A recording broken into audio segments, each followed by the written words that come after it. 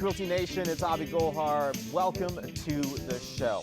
I'm excited to be here today because one of the topics that I've been asked a lot about is this concept of building a network. And I'm sure you've heard about this thing that says that, if you have a network of people, that also determines your net worth.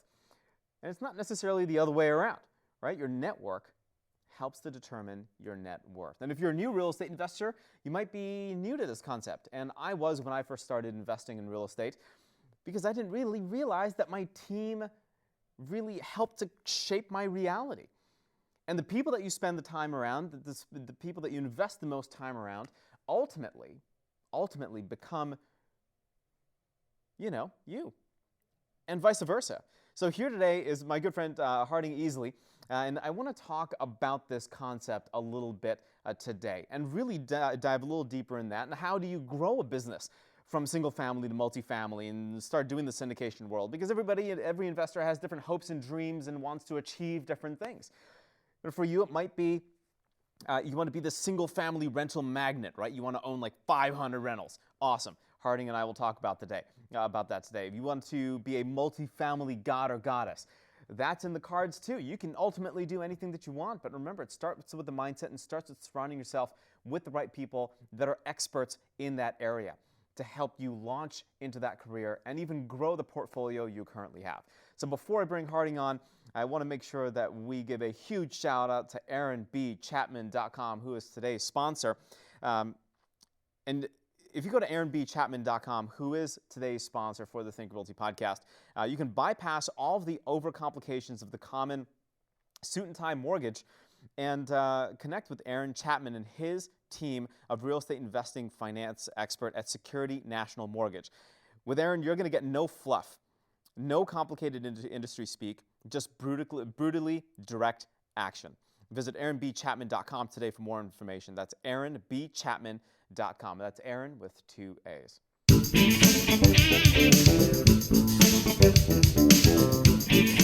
All right, let's go to Harding. Harding, welcome to the show, man. Good to see you. Good to see you as well. Thank you. You got it. So give us a little background. Who are you? What do you do? I'm Harding Easley. I'm the managing director of the Harding Group. I'm also an employee of a major data resource company, Realty Matrix. And in realms of both of those worlds, I just play with real estate all day long. It's a great thing. Well, that's awesome, man.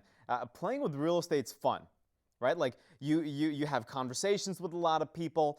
You talk to a good number of folks. And right now, we're in a very interesting time. And we'll have the COVID-19 conversation and its impact on real estate in a few minutes. But you take a look at the actions that we can be doing right now. And if there's one thing I know about you, you surround yourself with a lot of cool people. And you are the walking testimonial of your net worth is your network. Tell me why you believe that so much and what you come to understand of that concept. It's really about paying it forward. There's a lot of folks in your lives that you consider mentors, if you will. But there's so much worth. It's not necessarily financial. There could be some things that have elevated your ability to become feeling better about yourself, having a high level of self-esteem. For instance, to give you a quick example, one of my first episodes where that occurred to me was I was doing a speech for another company that I used to work for back in the day, and the CEO happened to be in the audience. At the end of my speech and my spiel, so to speak for my division, she came over, his secretary came over and said, hey, he would like for you to sit at his table with him for lunch. I thought, wow, I'm kind of a new kid on the block, right? Trying to get in sync with the Backstreet Boys, right? Right. So that's an 80s vibe. That right. You said Backstreet Boys. I'm like, what did they do? I want it that way. Exactly. You remember that? To sit at the table with the CEO who I had never met. But it was really enlightening that he was able to reach out to me and he made a point of saying, Harding, what makes you so successful what you do?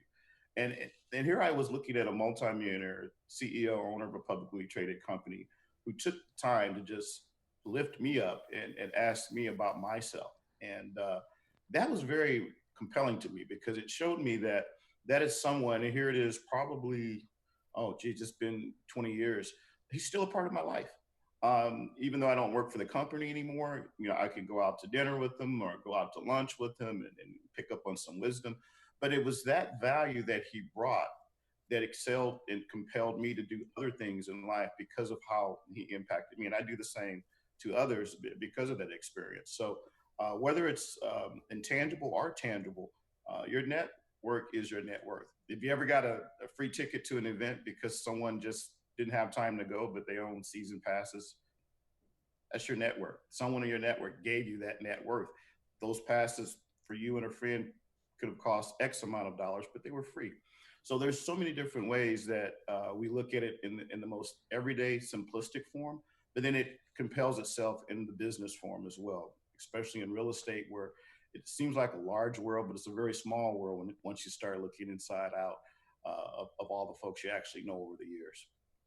That's right. So when I first started, I remember making a very, very big mistake. That mistake was not surrounding myself with the right people. I surrounded myself with the wrong people. And I realized that after I got taken advantage of in inner city Detroit. I did not make smart decisions when I was investing in Detroit. And I realized then, I'm like, holy cow, I think I was 17 or 18 at the time. I was wholesaling, trying to figure it out. I was hustling hard and getting into the grind of flipping and all of that and the drudgery of what it takes. And I realized I didn't have the right people. So when creating your network, how do you know if the person that you're surrounding yourself with or that has now come into your circle or that you want to be a part of your circle is the right person that should be part of your network? Great question. A lot of it's driven by results. Okay. What has that body of work been for that person? I can tell you, I can remember my very first wholesale deal, and it was probably back in 2010 or 2011, somewhere in that time frame. And I remember going out and I found an opportunity. I think it was a HUD home. I won the bid, and all of a sudden, I'm in the middle of my first transaction, and I'm going, "Wow, this is really cool." $1,000 earnest deposit. I need to find this buyer in 30 to 45 days, or I just lost $1,000. Now this is a reality, right? So, game on. Looking for buyers and so forth and so on. So I got into about 2 weeks, and I wasn't getting the traction that I wanted. And there was a gentleman by the name of Sean Terry, which a lot of folks know back here in Phoenix, who was a great story, still a success. He does deals all day long still, and he's a quote unquote could be considered a guru. But the thing I liked about Sean was within a matter of 2 weeks, he found a buyer. We split the deal, and I never will forget the feeling of walking on the elevator, going into the title company and getting that check. Even though I had to share it, I put myself and my greed and my ego behind, and I said, "This guy does this all the time, and he shares a great deal of information that most people would say, why would you share so much information? These people you're sharing it with could be your competitors, in the same market." But he didn't really care. He really saw the beauty of giving back as much knowledge and information as he possibly could to make others successful. And of course, he realized his success would come from that as well.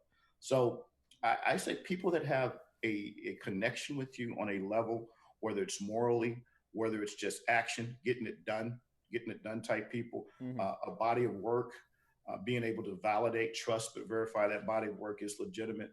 And then just how they work with you, how they begin to meld with you when it comes to conversation, just everyday life, the kids, the wife, whatever the case may be.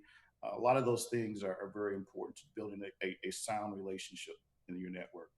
So, how do you go from wholesaling real estate to multifamily?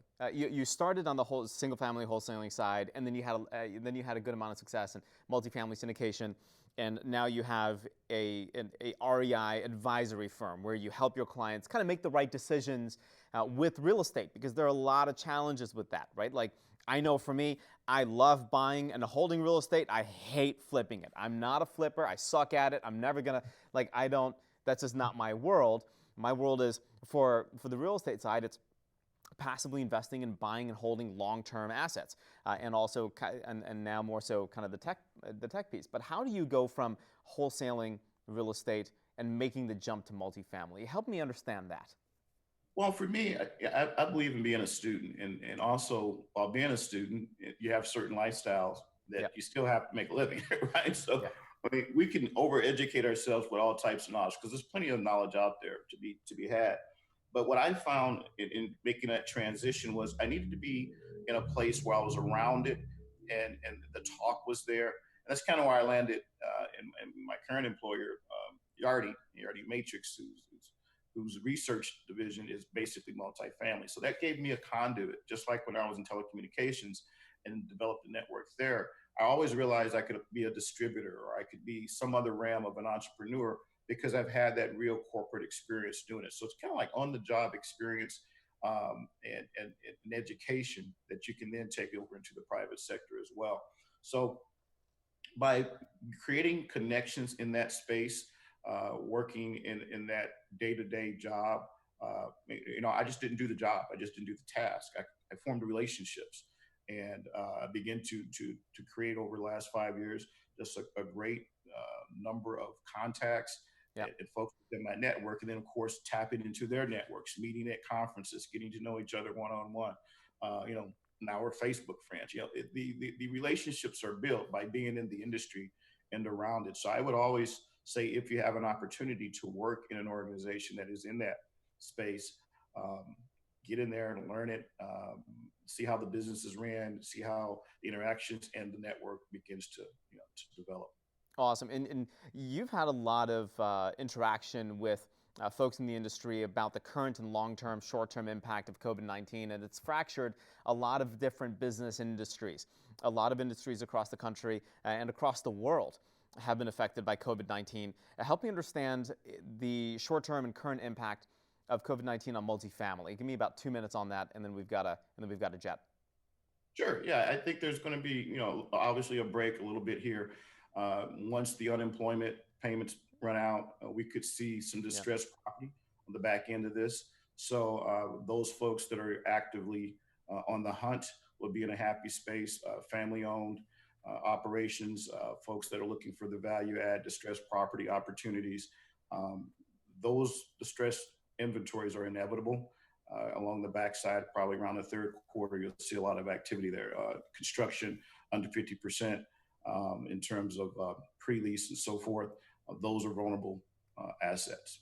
And I think the aftermath of this will be some targeted folks real quick, So, unfortunately. yeah, and I kind of saw you smiling there too, because there is good opportunity, right? On the backside of this, there's going to be very interesting opportunity to buy. And I mean, quite frankly, don't go into that acquisition with the mindset of me, because quite frankly, it's solving the pain of somebody else that has invested a lot of the time, a lot of the money into building this, and now you're really helping them out and solving their pain point because they could not make it through. And that's the case for a lot of businesses right now.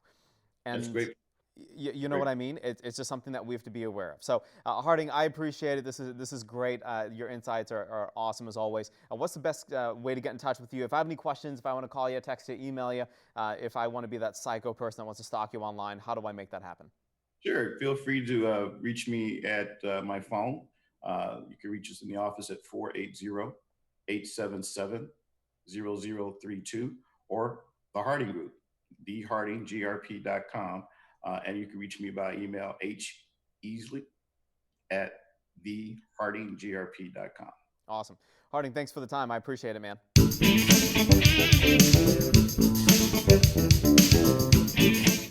This next segment is brought to you by Real Property Management, which is the largest residential property management franchise in North America, managing tens of thousands of properties for individuals, investors, and institutions throughout the country. Learn more at realpropertymgt.com, or you can call 888-806-7088. Let's talk about the Zumper National Rent Report as of May 2020. And this is kind of interesting. I was looking at some of this data, and number one, top in the list, I kind of guessed it. I thought it was going to be New York, but New York comes in number two. San Francisco, California is at $3,400 a month, $3,450 a month in rent.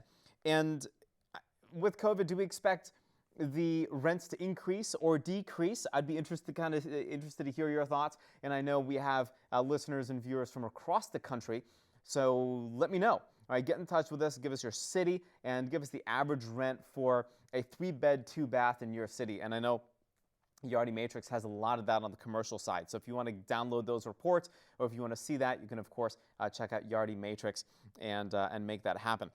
So number one, topping the list in terms of rent, we got San Francisco, California at $3,450 a month, New York at $2,950, Boston, Massachusetts, that's the other way, Boston at $2,500 a month, San Jose, California, $2,460 a month, and this report's also indicating all West Coast cities have rent prices on a downward trajectory. So if you live in California, if you're in Arizona, if you're in the state of Washington or Oregon, are you seeing that as well? Are you seeing that trend? Are you seeing that downward trend as well? National one-bedroom rent rates have been dropping slightly, and they're saying it's been decreasing by 0.1%, just 0.1% the last month, to an average of $1,200 a month. So it's kind of interesting. I just saw one of my really good friends, Greg Slaughter, and his wife. They were just in the studio, and they're doing a lot of recordings as well. And they have a lot of investments in Northwest Indiana, and they've had to do a lot of workouts over the last month. But they were able to work it out, which is a good thing. So it's not that they're just seeing a lot of folks not paying rent. They are seeing a lot of folks working that out. So very interesting. If you want to take a look at this Zumper National Rent Report from May 2020, you can go to Zumper, ZUMPER.com, and check it out. And again, if you have any feedback, if you want to write in and give us what's going on in your area so we can help you analyze that, absolutely get in touch. You can go to thinkrealty.com/podcast and shoot us a message there. That wraps it up for this episode of the Think Realty podcast. If you want to get in touch with me, you can find me anywhere online at Abhi Golhar, and check out thinkrealty.com/podcast to check out all the other amazing guests that we've had on the show as well. This podcast is brought to you by AaronBChapman.com, where you can bypass all the overcomplications of the common suit and tie mortgage guy and connect with Aaron Chapman and his team of real estate investment finance experts at Security National Mortgage. No fluff, no complicated industry speak, just brutally direct action. Visit AaronBChapman.com today for more info. That's AaronBChapman.com. Think Realty Nation. Until next time, happy investing.